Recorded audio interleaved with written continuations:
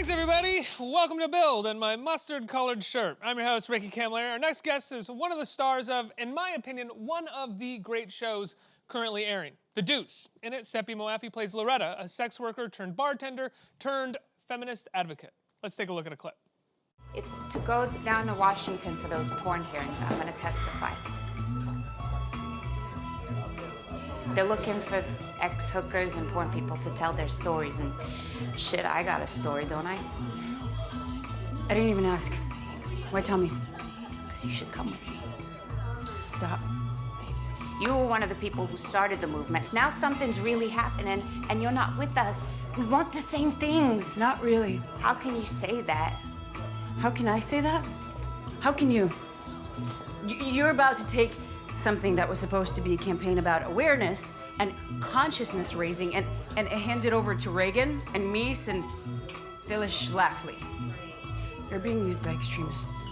Everybody, please welcome Sepideh Moafi. Saying it right? Yeah, Sepideh Moafi. Sepideh? Yeah, like Sepideh. Sepideh. Like Sepideh. Yeah. Seppi is fine too. But Seppi is fine. Yeah, totally. What is that? What is that name? It's from Iran. It means, or it's Farsi. It means dawn in Farsi. Oh, really? Yeah. That's beautiful. Yeah. Thanks. The Deuce. Yeah. I love The Deuce. Me too. I love The Deuce so much. I love New York City. I love that period of time. Yeah. For the next 5 minutes, I'm just going to tell you what I love about the show. Okay. And then maybe I'll ask you a question. Okay, But cool. one of the things that I love about the show, and I think especially with your character, and try not to spoil anything at all because I've seen the rest of the series, is that if you've lived in New York I've lived here for 15 years or so, you know? I remember when I first moved here, meeting people, going to the bars that still existed, that were like the Hi-Hat, and meeting people who had been there forever and hearing their stories. Yeah. And there is something about, specifically I think your character and a number of characters in the show where I feel like I've met them and I know their story. Yeah. They didn't have to be celebrity rock stars of New York. They were bartenders. They were friends with porn stars. They were friends with other people. And they all had weird stories. And it all felt a bit more like a community. A community of maybe degenerates and weirdos, but something that they felt that they belonged to, which when I moved to New York at that point, it felt like, you know, they were getting bought out and the condos were taking over Mars Bar and it was kind of all over at that point. But Loretta, when we first meet her, she's in a lot of trouble. Sure. How did this start for you? How did this whole thing start for you with David and George? Yeah. So I got the job. We started shooting the pilot in 2015, believe it or not. But before I actually accepted, I mean, it was a no-brainer whether or not I'd accept it or not, especially, you know, you're an actor, you dream of working with people like David and George, who are masters at storytelling. But before we started, I had a coffee date with David, and he explained what the show was about and, you know, what Loretta's arc would look like. And did he have any ideas to the long game of Loretta, or just the first season? Exactly what was going to happen. All 3 seasons? All 3 seasons, but it changed because I booked a regular gig first season before we started shooting the pilot, and because I was hired as a recurring part, and I couldn't not take it. So I wrote this letter to Nina, David. Nina's another one of our executive producers, to Nina, David, and George, saying, please basically let me fly myself out and be part of this show. This means so much to me, knowing what Loretta's arc was like too, that she would end up being an activist. And I'm like, this is in my blood. It's so important for me to be part of the story. And they did everything to make it work. And the other show wasn't as lenient. So the last episode of the season, something was supposed to happen where I come back in the second season, and Dorothy and I were supposed to, I didn't know Dorothy was going to have this track as well, but we were supposed to come back as activists fighting for a union for sex workers and fighting for their rights. But that changed because I wasn't available for that last episode. So I had no idea what would happen second season, and they just changed direction and wove me in and kept me on. And so, yeah, it's kind of a trip to see how, you know, the littlest things can make the biggest difference. But before we started shooting, I had coffee with David, and he told me what his intention was for the whole series, and that it was based on real stories, but his thing is it could have happened in real life. It all didn't necessarily happen in real life. Yeah, Maggie's character is based, I mean, loosely based off of a woman by the name of, I think, Candida Royale or something like that. Yes, Who, and heavily influenced by Annie Sprinkle, who was one of our advisors on the show. I know Annie had a lot of talks with Maggie, and we had a lot of incredible advisors who were, active and living during that period, like Nan Golden, who's just epic. who's in the show. Who's in at the one show. point, and her art is in the show. Yeah. Yeah, see, that's the thing about The Deuce for me, is there are moments in The Deuce where I'm like, oh, someone made a TV show for me. Totally, There's a totally. whole thing about Nan Golden in Yes. this show. And like Wendy Kaminer, who was one of the original members of Women Against Pornography, who's an attorney. John Ahern, he did busts for me and Abby, Margarita Livieva. He was an artist, part of the collab artists in the 80s with Jane Dixon, who was another advisor, and her art was up in the show. It was just like, it was so surreal to experience that world through my imagination and through our storytelling, but also these people who had like been in the real Tin Pan Alley, like Nan Golden, like Jane Dixon, and them coming in being like, yeah, the hi-hat, this is it. I'm having like flashbacks right now. So that degree of, attention to detail and nuance is something I personally just dream of and love working with attention, people who have such an attention to these details in their storytelling, in their artistry.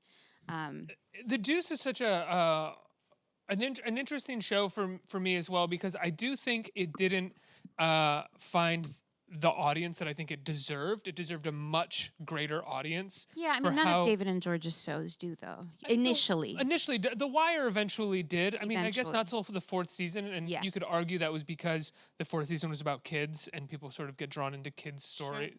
That's such a easily accessible tragedy. Yes. I think, and that brought people back to the other seasons.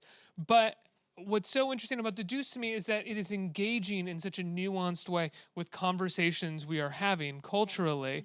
Yet it seems like some of the people who are having those conversations on the blogs and everywhere are not engaging with the show, when I have never seen a show portray sex work, activism with as much dignity as this show does, and as much nuance. Yeah. I mean, it's essentially a 25-hour-long movie, right? And so I feel like once we're wrapped, I came to The Sopranos 10 years after the final episode, And so, and I've seen the series like 7 times through, Same thing with The Wire. After it had all wrapped, Deadwood, all these like epic shows, the audience eventually finds their way there. It might take a minute because it's not the flashy new thing, I do think that, especially now with all of the events that have gone on from Me Too and with Trump, I think it does bring this show back up and make it definitely feel and felt relevant when we were shooting it. So I think that there will be a resurgence with The Deuce and how it's such an accurate sort of reflection on what we've been dealing with today too. A lot of this seeds of misogyny. I mean, it's always been there, but the sort of misogyny that we thought we had kind of graduated from. But the misogyny in The Deuce is also not easy. It's What do you not. It's not very. I mean, I guess it's obvious because we Yeah. are talking about exploitation and we are Yeah. talking about prostitution. But because our main characters are sex workers and they engage with this, they have to live with this misogyny and engage with it. It's not a very clear portrayal of victimizers and victims. Totally. So you can't really walk into it and be like, "That's the bad guy." Sometimes you can.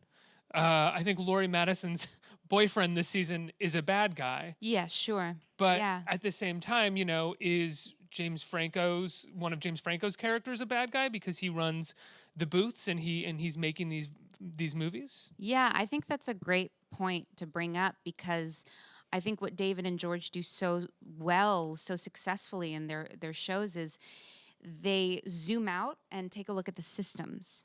It's the actor's responsibility to bring the humanity and the layers, and it's there in the script, but they are so strategic. It's like this game of chess almost, excuse me, in the way that they lay out the way the system is set up in order to make us fail in so many ways. Not all of us, but especially people, and in this case, people of color, people who are low class, people who Marginalized people who That's have to find exactly a right. black market industry essentially to make their living. They don't have any other choice. They have no other choice, and because it's an illegal industry, they are at that point more susceptible to being victimized. Total in within some the way, system and being exploited. Exactly. And this capitalist system that we live in that commodifies everything. And so, the show in the beginning, it shows the sort of step by step of the commodification of flesh,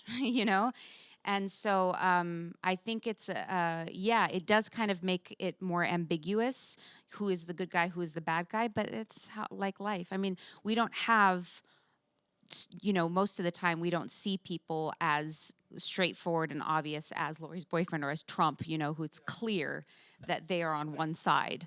Most of us have all of these characters and feelings and I think like The Wire, it sort of is trying to, it's a different industry, but it's trying to do for the industry of flesh, if you will, the same thing that it did for the drug trade, which is that like this is an industry that people are making money off of and they are working. They just have absolutely no protections within it. So therefore they are more susceptible to violence, death, disease, That's right. and other things, if you will. That's right. That's exactly right. Yeah. And Shay's story, I thought that ended really early. I can say that now because it's aired.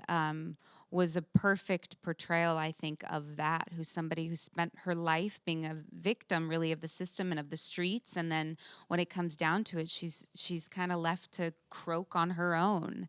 And it's only the people who'd been in these situations, like Loretta, and Abby is there by her side too, that care. Nobody else cares. These people are not even second-class citizens. They're third, fourth-class citizens that are irrelevant, or at least seen as irrelevant. But they're human beings. This is a very somewhat silly question and maybe too in the weeds, but in the second to last episode of this season, is that a Pelecanos cameo at the bar in the hi-hat? Yes. I You knew are it. so good. I knew it. I was like, oh, there's Pelecanos kicking it back. Yeah, that was fun. That was fun. We fun. get was Simon had a cameo at one point, didn't he? Or am I wrong? I feel like he might have had a cameo as like a member of the press or something, or maybe that was one of his other shows. Maybe it was one of those shows. I can't remember. I plead the fifth. I don't know. I don't remember. But yeah, Nan Golden had a cameo. Actually, Veronica Vera, who's another pro-sex activist. And did you ever have moments where there were women against pornography activists on set with sex positive worker? Sure. Excuse me?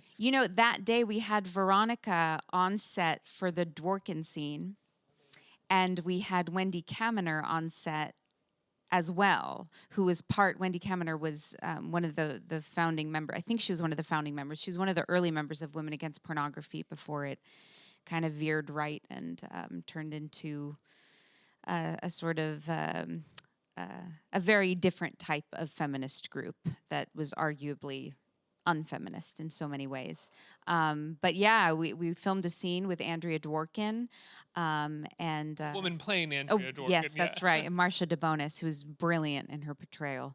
But that was kind of surreal because it was like two of the OGs on set with us with this, this actor playing Dworkin who's so convincing that we were all just blown away by. And we're filming this scene about this argument between Candy, the sex worker who's now a director and feminist in her own right, arguing with, Dworkin, who's a radical women against pornography feminist. She doesn't really get a word in edgewise. No. Candy doesn't. No. Which I thought was a very honest depiction of Dworkin, who, as you said backstage, was very didactic. Yes. And was a radical. Yes. And was committing herself to radical ideas. Yes. And in order to do that, you kind of can't sway. You at can't all. sway. And also by the 80s, by the early mid 80s, they started having political ambitions. They started, Catherine McKinnon and Andrea Dworkin were at the forefront of this movie, and both of them very media savvy. And they kind of distilled their message into an attractive soundbite that appealed to conservative Christian groups and then in turn appealed to the right wing. And so they started working alongside the Reagan administration essentially and trying to ban pornography. And this was very divisive because there were plenty of sex positive, pro sex activists who were all about the freedom of sexual expression. And they just had no time for that. Because the direction of the country, the political climate had veered right, there wasn't much support for a lot of feminist organizations. But she makes such a great point in that scene that's hard to argue with, which is that for every one That's right. strong woman who makes it through the industry, there is a dozen who are just simply exploited and tossed away. I mean, look, it was hard for me in the beginning watching vintage porn and reading memoirs and documentaries and everything, examining this topic and my relationship to misogyny, my degree of feminism and the way that I engage with these issues. It's really hard to look at porn. For me, in my experience, it's hard to appreciate porn and that industry when you see the cost.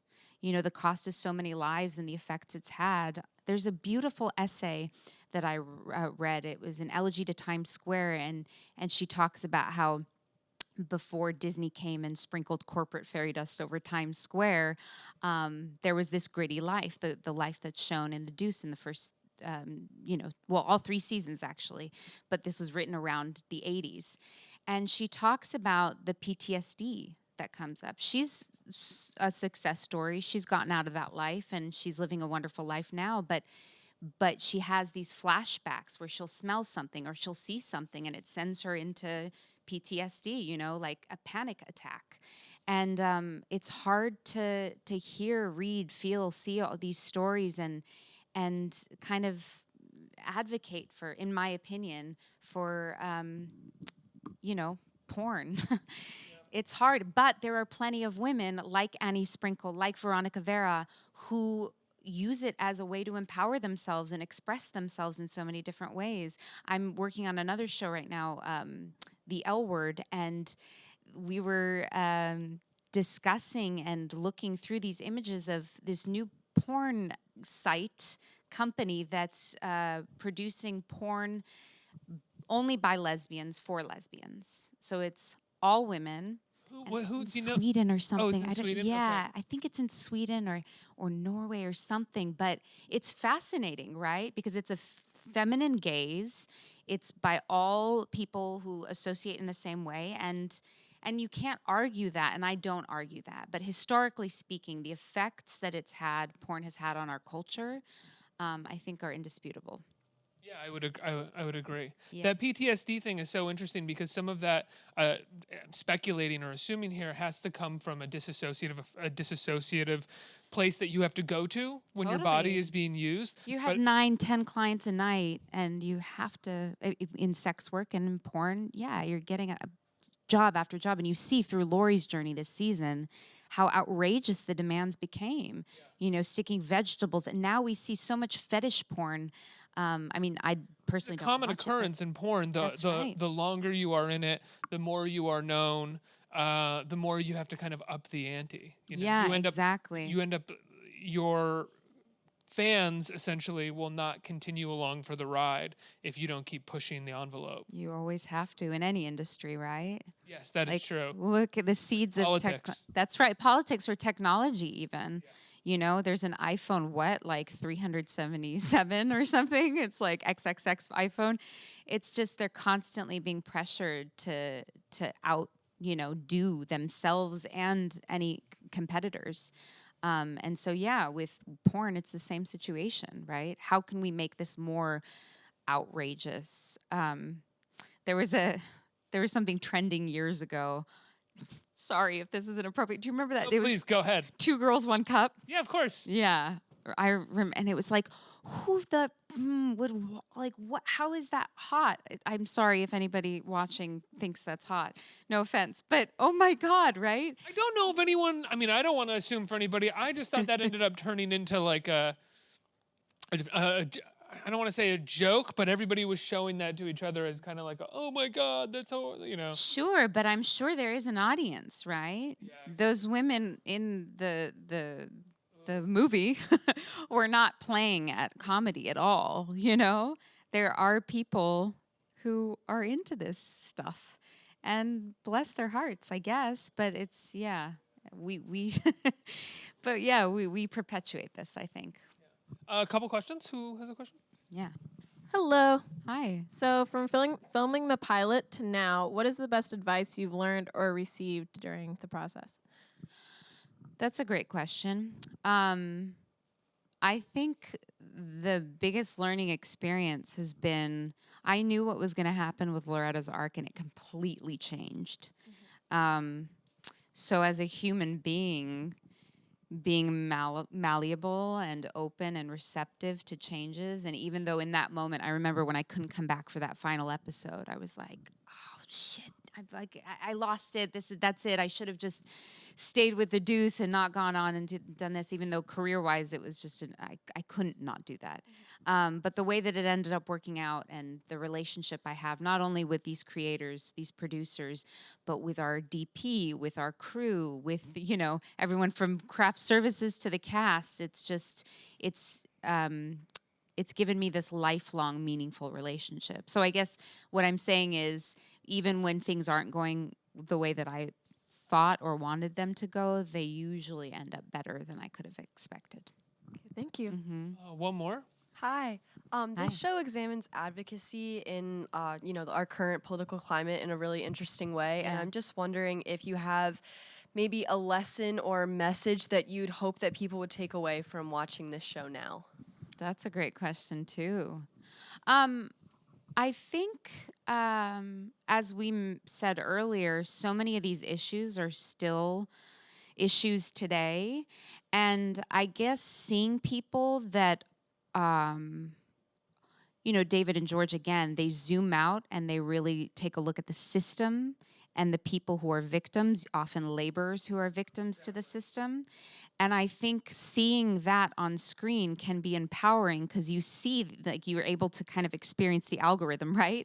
And then you can do something. So, and one thing I love about Loretta is that her activism, sure, she's with Women Against Pornography, but eventually she makes her way out, and her activism is through little small gestures every day by helping people at the bar, making them feel at home, making them feel good. So I think on a grander scale, being goal-oriented with what change you want to see and aligning yourself with organizations that you believe in, but also on a small scale, like a character like Loretta, having that infect your everyday life. And no matter where you came from, the most adverse situations, circumstances, living in the eternal present and seeing how you can affect change with the smallest gestures. Laborers is such a great word to use, I think, for this show and for any David Simon show. Yeah. But specifically with this, because sex work is never going to go away. No. It's been around since people started having sex. That's right. And so the only way to actually protect people is to legalize it and put in protections for the laborers. That's right. At the moment, the only people who are really protected when it comes to sex work via it be on the street or on film are the owners, for lack of a better Yeah. word. That's exactly right. The people with capital. That's exactly right. And ultimately, our voices are so much stronger than we think, which is another, lesson to see, again, the victims of society and how we can affect change by using our own voices. I want to thank you so much for being here, Thank for being you, a part Ricky. of the Deuce. Thank you. Incredibly important, absolutely wonderful show. I love it so much. thank It's on you so much. Monday nights at 9. 9 p.m. 9 That's right. p.m. Yeah. Everybody give Sepideh a huge round of applause for being Thank here. you. Thank you. Thank you.